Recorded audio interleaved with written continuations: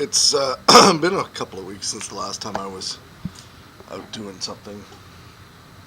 Um, Probably lacking a bit of direction in exactly which way I wanted to go and what thing to spend the money on first. But worked on the transom, getting it cleaned out quite a lot.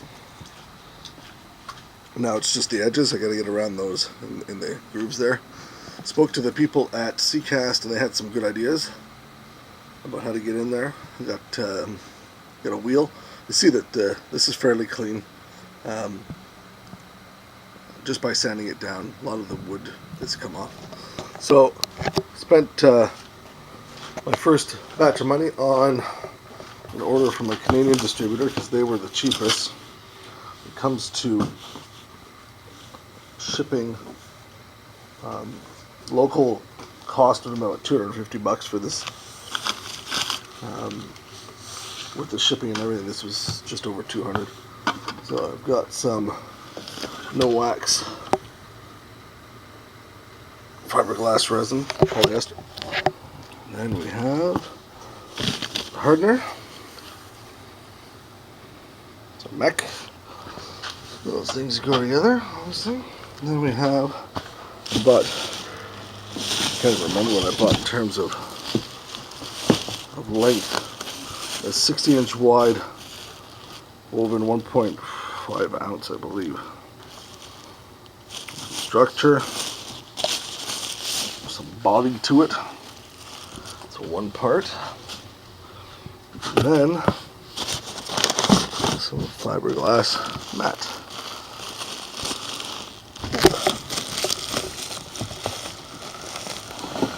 There we go, fiberglass mat. There we go. So that's my order. I don't know where I'm going to store it yet, but that's where it is for now. Get rid of the box. Nothing else in there. Box is garbage. So the idea with this batch is to shore up mostly these outside, I'm going to call them quarter panels. They're not quarter panels, right? This is fairly solid, and I got in here and got some of that cracked, broken stuff out, and it'll allow me, I think, also to attack this. I don't know exactly how I'm going to do it yet, but those stress fractures in there are old and were repaired by that marine goop kind of stuff in here. So I'm going to clean up all this, all the way to this side, clean up these stress fractures here, and hopefully, and this has started to dry out pretty good. I need to look at it from the other side. That being that, probably won't attack that stuff tonight. I think my goal for tonight, after speaking with the lady at Seacast, these stringers need to come out. I decided that before speaking to her. But what I'm going to do is, a really good idea, we're going to do it with Seacast. You trim off the top layer. Just this piece right on the top here, and leave the sides on either side. That way you got the right height. And then likely, because this is only one layer of the woven, was a much heavier, but it's only one layer, I'm likely going to wrap, or at least put two pieces up on either side. And then I'm going to have to make a mold at the end to cover this piece because they did not have the stringers completely covered. So we'll make a mold.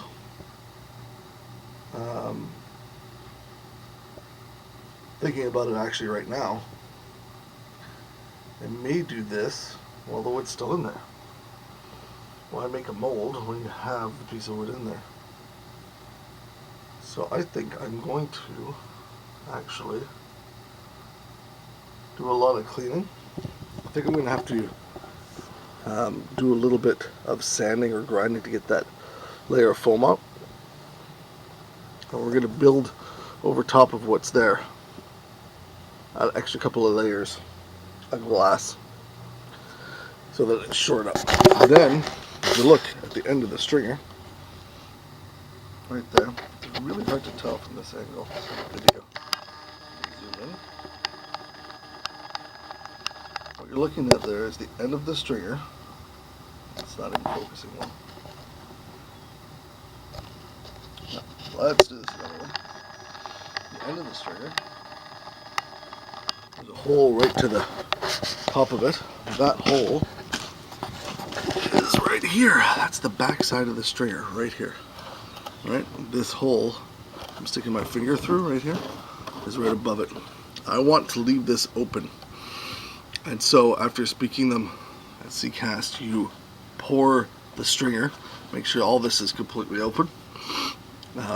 Close up here, so it's only the stringer that's open, and allow the Seacast to leak into the transom area. Let it harden and cure, then you pour the transom. Of course, this is after you put the skin back on the back. So that's the plan.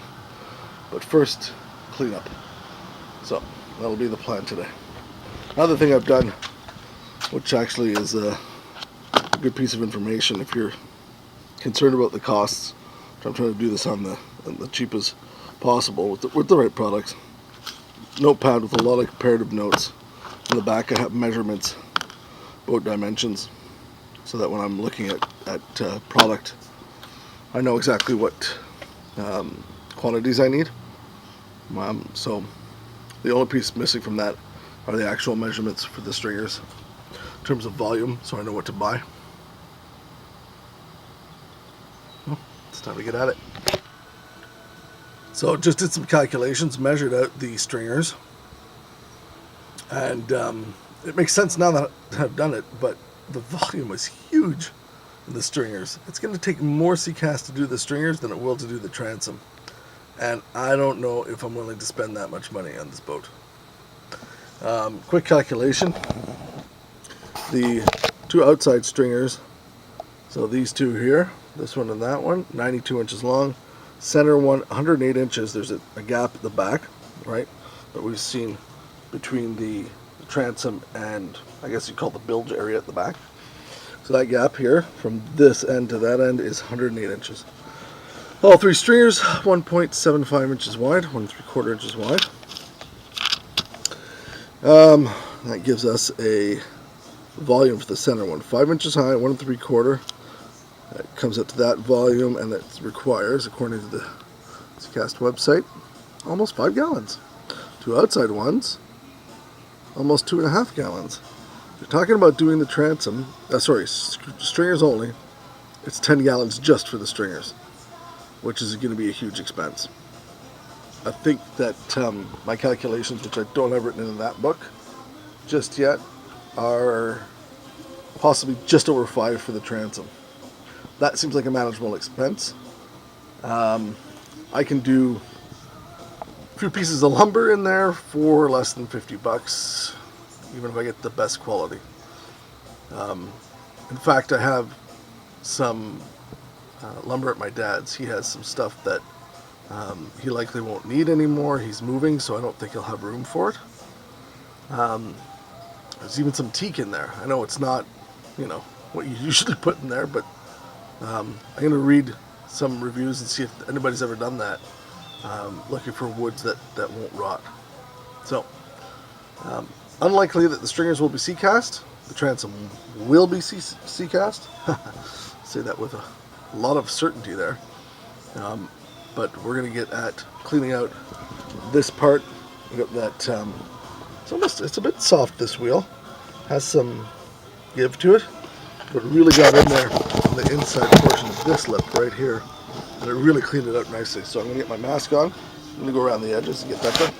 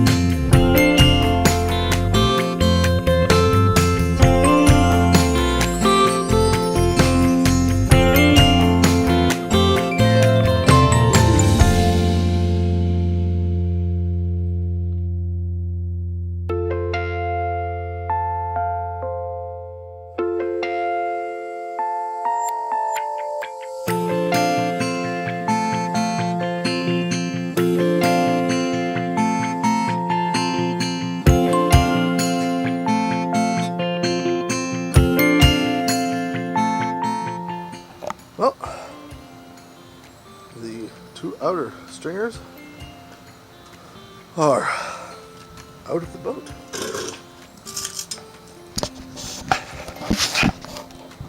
They were definitely rotten. No matter how hard you pound on them, they still sound solid. Thanks to the fiberglass, I believe. So, these are the two outside stringers right here.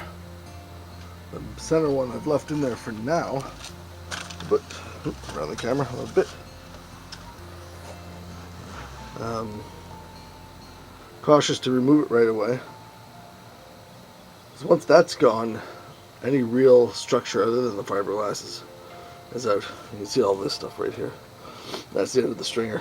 What I did was I jammed the crowbar, big red one, underneath the end once I got everything done. And I wasn't as clean in ripping out or cutting the fiberglass along the edge on this one as it was on the other one. And when I went to pull back on the pry bar, it just ripped out the end of the piece of wood, so it took a little more suggesting. Now that that is done, like I said, I'm going to replace it with lumber. I think I'm going to head to some forums to check and see what kind of lumber is acceptable.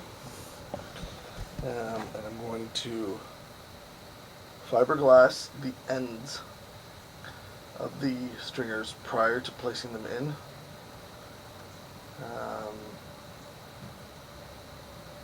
I may even encase, I may do the whole stringer in fiberglass, then put it in, and then go over top for structure. That way we know it's waterproof. And it remains to be seen what I'm going to do now with the back.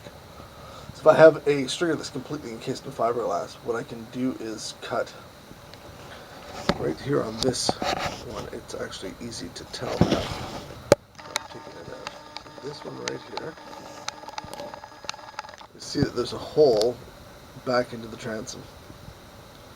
So if I were to build a box that goes around the end of the the end of the stringer, so that the Seacast can surround the stringer and make a chemical bond to the fiberglass on the stringer, more than just at the end, the face that's at the end of it, then I think I'm gonna.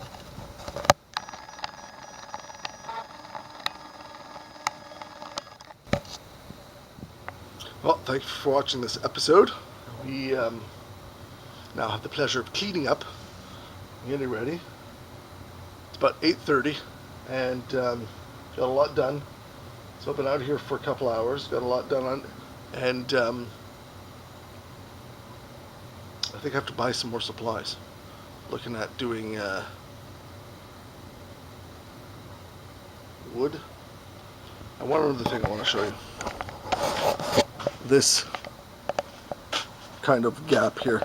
So looking from there, yeah, you don't notice the color difference, but we go like this, you can see that there's a hole in there. So I think that I can rip up some of these chop sand mat and go get some Cabsil, mix it in with a batch, fill that in so that it's nice and even.